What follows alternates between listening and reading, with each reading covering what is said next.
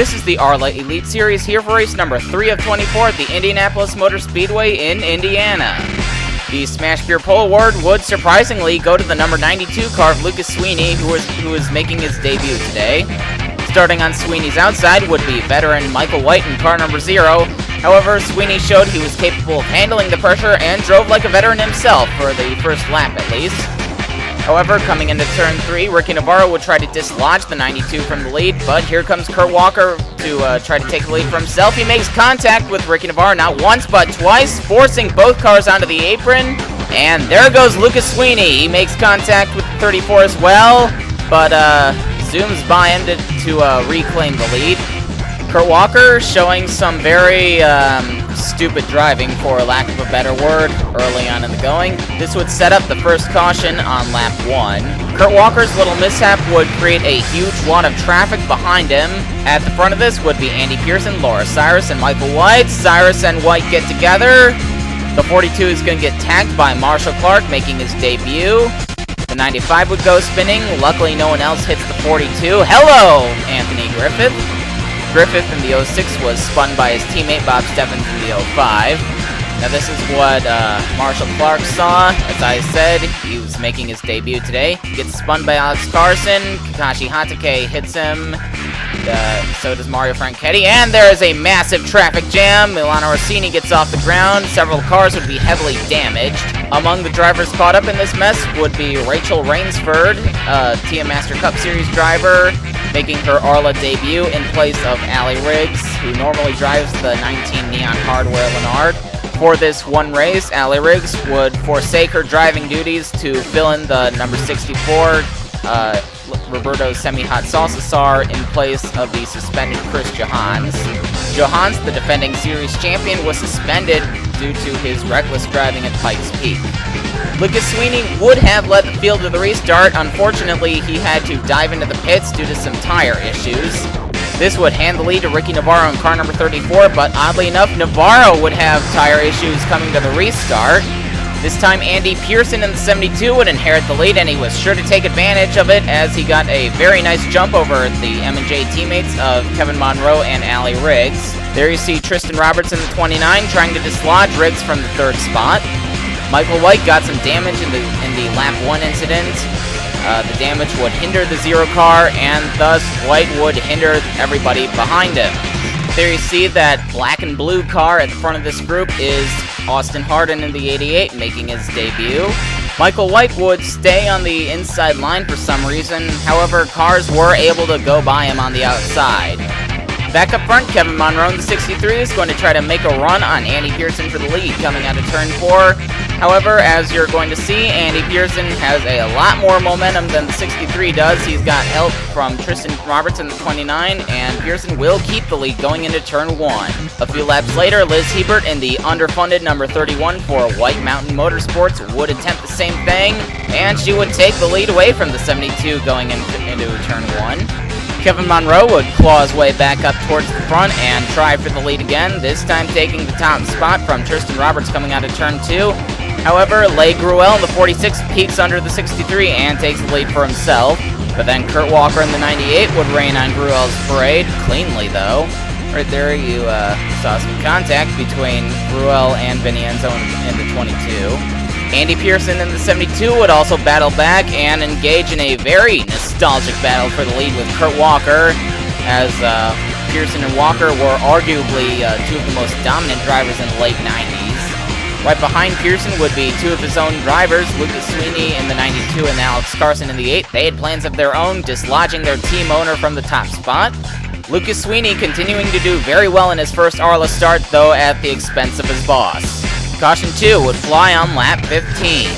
This would occur towards the back of the pack. Robert Truex in the 2 washes up the track into Brenna Riggs, who then spins Mike Andrews up and into the wall. Mike Andrews would keep going.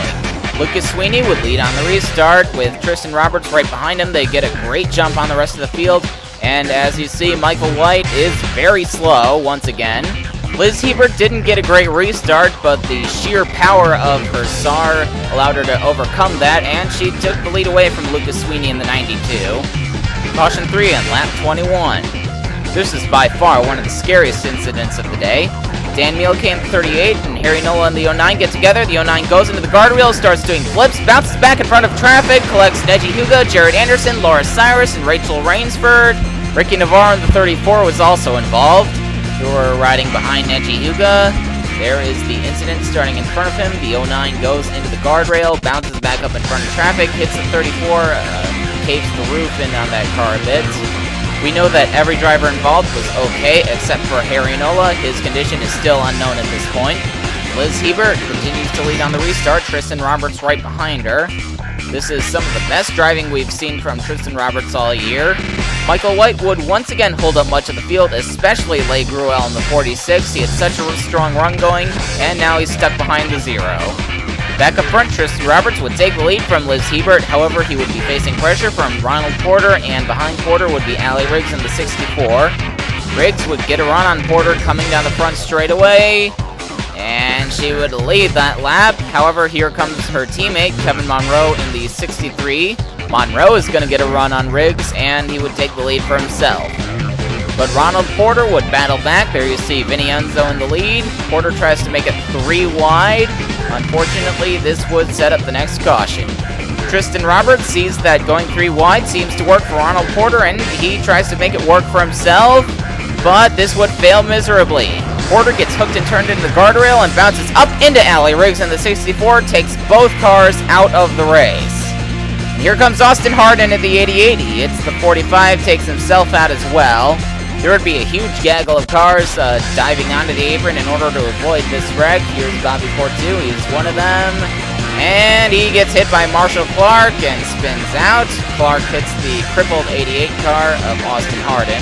There would be another incident further up the track. Tristan Roberts in the 29 tries to get up to speed, but he ends up getting tagged by Marcus Leonard in the 78, takes both cars into the wall. The 29 spins around. Dale Underwood and Leigh Gruel barely missed this wreck in what is shaping up to be one of the most bizarre wrecks in ARLA history.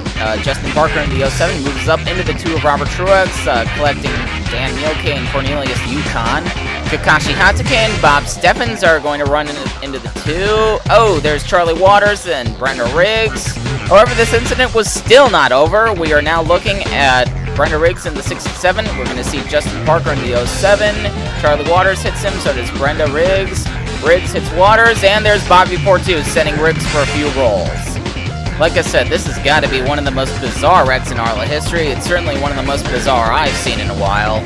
Vinny Enzo would lead on the restart after a very extensive cleanup. Liz Hebert right behind him.